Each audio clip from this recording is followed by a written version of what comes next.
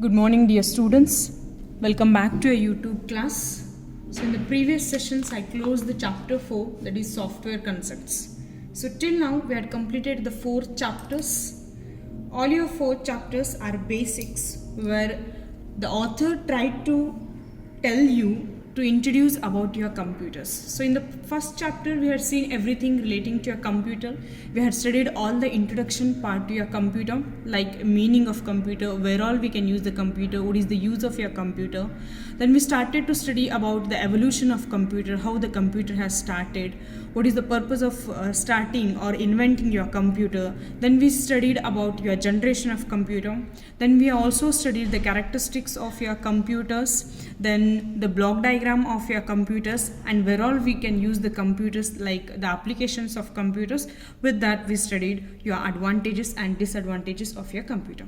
So after completing your first chapter with all the basic parts, then it was necessary to know about the computer system in actually, what all the hardware parts we use about in your computer, what all the softwares we use in your computers. So in your second chapter, the author tried to introduce you all with your input devices, output devices, and the memory devices, which all are the main part of your computers. The input devices, the meaning of input device, the functions of input devices, the different types of input devices, when they had invented, what is the purpose of using those input devices, and where all we can use the input devices, the classification of your input devices, everything we had completed. After that, we had studied relating to your output devices, where we had seen the meaning of your output devices, different types of output devices, the purpose of using your output devices. Like that in detail we had studied relating to your output devices. After completing your input devices, output devices, then we started to study about your memory devices, where there is a necessary to store your computer data so that we can use it in future when all we want. So based on that, we have the another functional unit of your computer, that is your memory unit. Here the classification of memory, different types of the memory units, the capacity of each memory unit, that all things we had studied in detail. After that we had something called as data representation, because we had studied in your the purpose of studying this data representation, third chapter, is that in your memory and the storage, we had came to know that everything is in the format of 0 and 1. The computer understands only the 0 and 1, that is your machine language, and internally what all the data you want to store, what all the communication you want to do with your computer, that all should be with your 0 and 1, and that is called as your binary numbers. Like that we have the different number systems, binary number system, your octal number system, your decimal number system, and we also have the hexadecimal number system. So what is the purpose of using these number system? How we can convert each number system from one to another, the additions, the subtractions, then the complements and different binary codes, everything we studied in detail in your third chapter. After completion of these third chapter, we started to study about your fourth chapter, where we had studied in detail relating to your software concepts, the meaning of software, the types of software, then computer languages, translators, utility softwares, then the operating system, meaning of operating system, functions of your operating system, and after that we had also studied relating to your different types of your operating system. So till here these 4 chapters combinedly we call it as unit A, that is fundamentals of computer. Everything in basic we studied relating to your computer system. Next comes is unit B, that is the one chapter, the bigger one, that is your problem solving methodology, 5th chapter.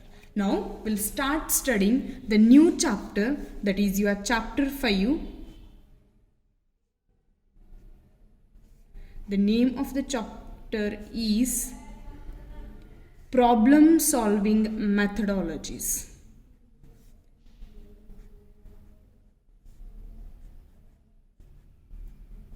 We can call it as problem solving methodology or problem solving methodologies. So till now we had studied everything relating to computers fundamentals, basic, how computer looks, what is there inside, how it works, how it interact with us, What we have to know if you want to interact with the computer? Everything we had studied in basic. Now actually how to write the program, how to create a software so that through that software we can communicate with your computer. That all study begins from your unit B, that is from your chapter number 5, problem solving methodology. In this chapter they had given you an idea how we can solve a problem using your computer system. If you study that, then we'll can easily write the code, that is a program in any languages, and then we are able to create the softwares for each application which is required in your market. So we all are the software engineers. You all are the future software engineers. You must and should study about the programming languages. So before studying about your programming languages, the rules and the regulations about your coding, programming, first we have to know how we can solve a given problem using your computers. So if there is no problem, no need to use your computer. If there is no any requirement, no need to create your softwares. So no need to use your computers also. So when all there are the problems, there is a necessity of creating the applications. There is a necessity to learn your programming, and because of that, why we learn your CS subject. Fine. So only knowing about the fundamentals of computer is not to become an engineer, a software engineer. If you want to become a software engineer, you must and should learn the programming concepts. So in your syllabus, we have C++ as a programming language through which we write the programs we do the computer. In your PUC first year also and in your PUC second year also, we'll be learning C++ only. In your PUC first year, the basics C++ will learn, and in your PUC second year, the advanced one relating to your OOP concept and classes and objects and relating to your data structures we study in detail. But time being, in your PU first year, as it is a basic you are learning now, so we'll be learning only the basics relating to your C++.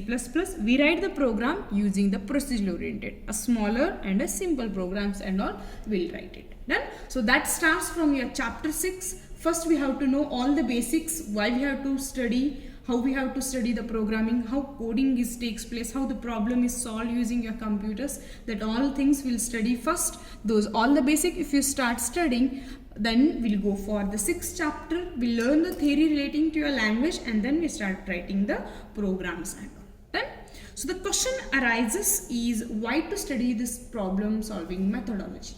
The main objective of studying this chapter is to understand the process of problem solving. We all the human being know that if there is a problem, then we have to solve it. How will solve it? There are two methods to solve any given problem. One is by your psychological thinking capacity, and the another one is using your computers. There are two methods of solving your problems, any given problem. One is by thinking with your mentality, with your psychology, and the another one is through your computer solution. So in this your 5th chapter, what all we are going to learn is problem solving methodologies using your computer system. Using your computer system. As when all you feel there is a problem, we think it and we try to get the solution for that.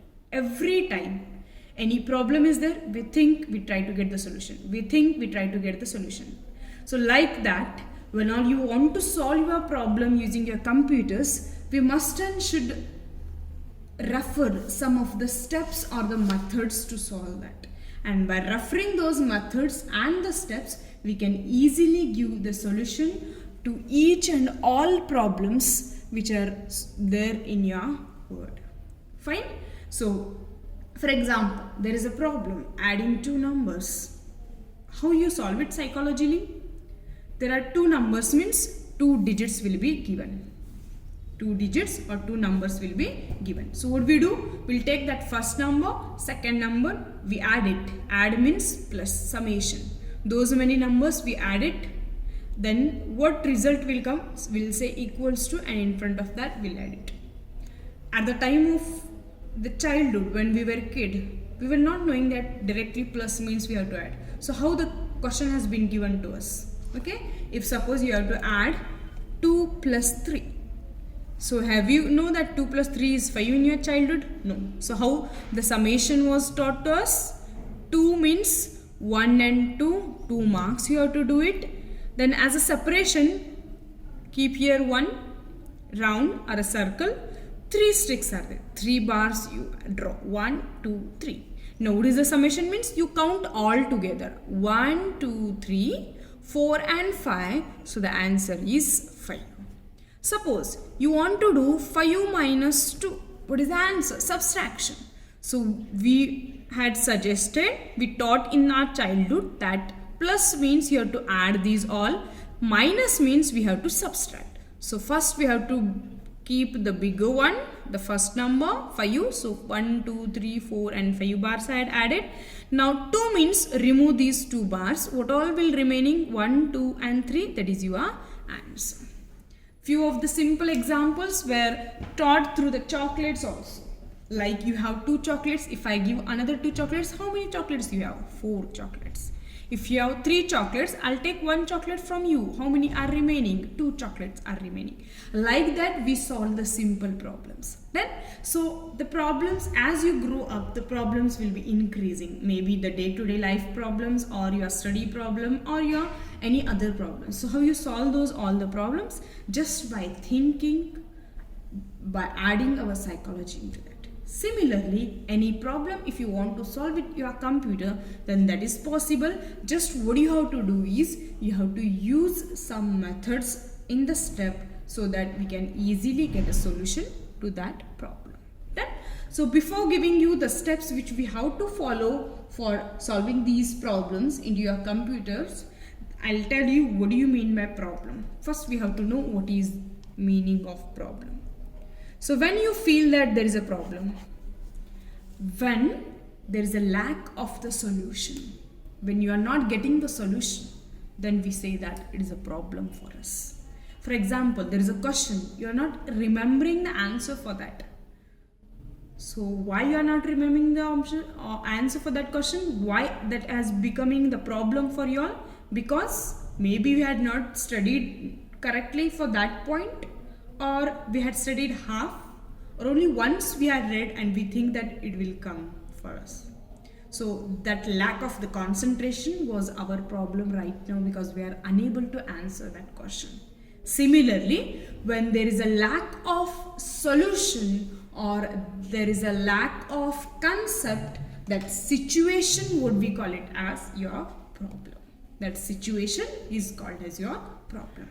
So the problem can be solved in 2 ways, as I told you. One is using your thinking capacity, another way is through your computers. So when all you want to solve any given problem through your computers, then you have to refer some of the steps.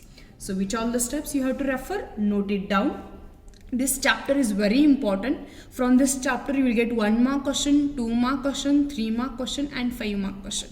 Most probably this chapter is having marks more than 10 plus. 11 is here only, but maybe 5 marks 2 questions you will get it. So you can consider up till 15 to 16 marks are there for this one single chapter, problem solving methodologies. So you have to study in detail relating to this chapter. Okay, so in today's class I'll tell you all the theory. Next class onwards we have to write the algorithms and the flowcharts. So don't miss the classes. If you are unable to watch the video at the same time, watch it at least till the evening and the night, or before the start of the next class. Okay, now in the live classes I'll not waste the time in revision. We'll write the algorithm and the flowchart.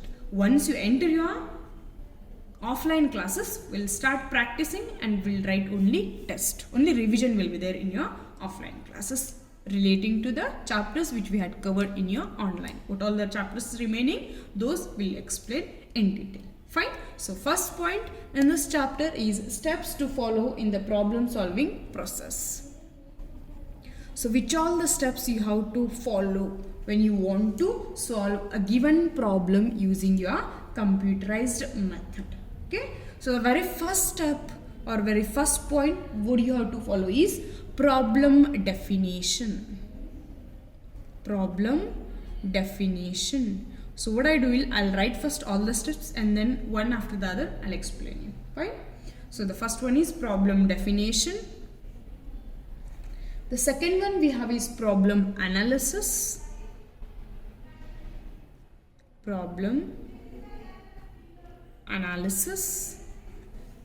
The third one we have is designing, what we call it as, or design a problem or algorithm development, like that we can tell it, but I'll write here as a design. And in this design we have two part, one is algorithm and the another one is flowchart. So how to design your problem is by writing the algorithm or by drawing the flowchart. Fine. Next, after design part, next the fourth one comes is coding. Coding is nothing but writing the program. The set of the instructions, the rules and regulations which you follow for the language, and you then write the program, that is what we call it as coding. Next, the fifth step we have is program testing. Program testing and debugging. If you remember, I told you what do you mean by debugging. Now we'll see in detail. Fine. And then the last one we have is documentation. Then the last one we have is documentation. Then so these all the stages or these all the steps are very important when you want to solve your given problem. These steps are also called as the steps followed in your life cycle of the system. Life cycle of the system. If you get to write the different process steps of your life cycle, this is what we call it as SDLC, System Development Life Cycle, or Software Development Life Cycle also we can call it as. Those there also we use the same steps. Fine. So we'll study one after the other in detail. The very first one we have is problem definition. So what we are doing here in this problem definition, we are trying to define a problem. You're feeling difficulty, okay? You're feeling difficulty. Where we are feeling the difficulty, what exactly the point we are not getting. So that difficulties you have to define. That is what we call it as problem definition.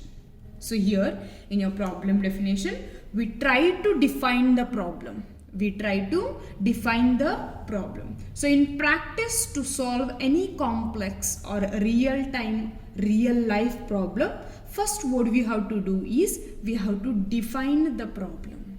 We have to define that problem. What is your problem? You have to tell that problem in a definition. Don't think on the other point which are unimportant. Which is important, where at what point you are feeling the difficulty, that is your main problem. So like that, you have to define your problem. For defining your problem, you must and should answer for some questions, so that you will get your definite perfect question for the problem definition. So what do you have to think when you are solving the given problem using your computers? You have to think first is what the computer program does. This is my problem. If I want to get the solution, what computer program will does for that? What do you have to do it? The second is what task it will perform. What task it will perform. When we want to prepare the mobile phone for calling purpose. So our question was creating the software for call logs. That was the problem. So we thought what the computer program will do that. Using the softwares, the computer software will allow us to talk with the other people who is far from us. In that way we thought. The second one, what task will it perform? So it will help us to connect through the network, through the SIM card. That is the solution. So you have to define the questions. You have to ask the questions and you have to know the answers. Through that, we'll see what problem we are thinking. Is it a valid problem or unnecessarily we are thinking that this is a problem? Then Like that, you have to define your problem. Some other questions you can think, like what kind of a data will it use and where will it get data from. So for calling, what we have to do? We have to save all the contacts. In your contacts, the call logs will be there. The numbers will be there with the name. Those we have to open. There will be the option call. We have to call it. So like that, the problems, questions you have to ask for yourself, and you have to preparing yourself for the answers, so that we can use the computers, we can create the softwares, and that can be used as a solution. Fine. Next, what will be the output of the program? If we do like this, what output we'll get? Yes, can call it. The other person can pick the call and we can start our conversation. Then like that, you have to ask your questions on your own. Then, so when you're specifying your problem requirements, makes you to state the problem clearly. When you're answering, when you're thinking about these all the questions, then you will get to know that what all is needed for your problems, what is the requirement is there for your problem, so that the unambiguity and the misunderstanding, unimportant questions or the aspects what we are thinking about, that all will be removed, and we can able to focus on the root of the problem. What is the main thing is there to give the solution for that problem, that will be focused. So these are all the points you have to remember when you are defining your problem. So problem definition means what we have to do is we have to define the problem. We have to define the problem. Fine. The second we have is, the second point we have is problem analysis. The second point we have is problem analysis. So what do you mean by problem analysis? Now we came to know that this is our problem. We had defined the problem in the first step. Yes, we are ready with the problem statement now. Now problem analysis, what we are doing in the problem analysis? Analyzing the problem or analysis includes you are identifying few points. You have to analyze. What all things you have to analyze? First, you have to analyze about the input. You know that you can solve this problem using computer, but what is the input is needed to give the solution to this problem? What data is necessary to work on that problem? So that you have to think what input I can take it. If I take this input, can I get correct output? Can I do the calculations? My output is correct? Like that you have to think. That process is called as analysis. Once you are ready with your correct input, then we have to think about the output. Which output you have to think? The desired result, not on the all. Desired, which one you want. Exactly that answer I'm getting or not. Exactly I'm getting that answer or that value or not. About that you have to think. About that you have to think. Once you are ready with your what input should be used, once you are ready with what output will get, then again you have to think some additional requirement. Is it necessary to add any additional requirements so that we can get our correct solution?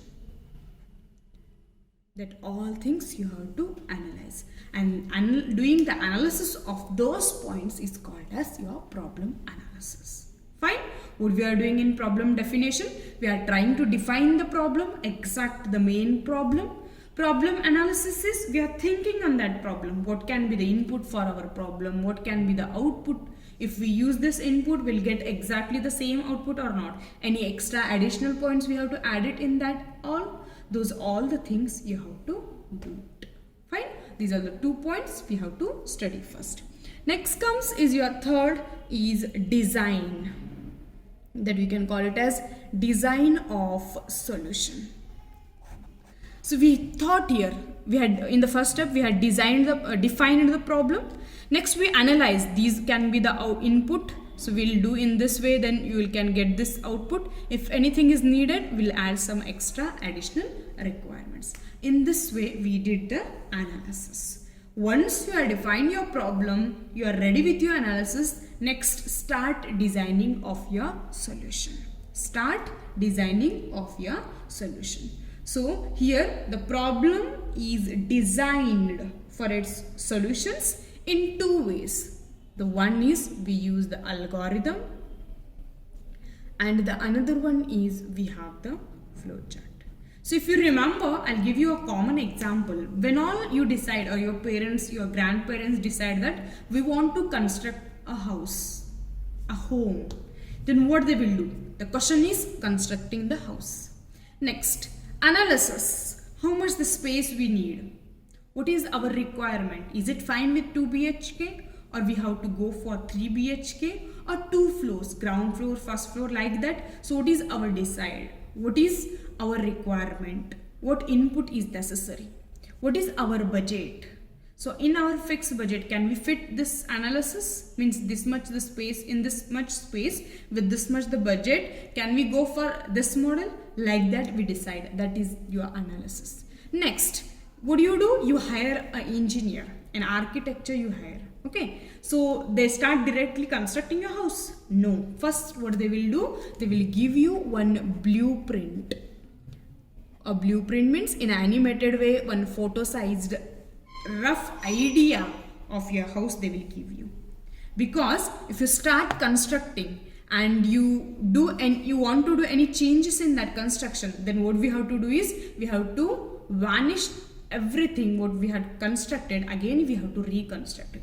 So there is a wastage of money, wastage of the materials what all you use, and the wastage of the people work also. So what we do always, when all you begin with your construction, the very first thing is getting your blueprint. So if you want to do any changes, we'll tell to do that in this blueprint.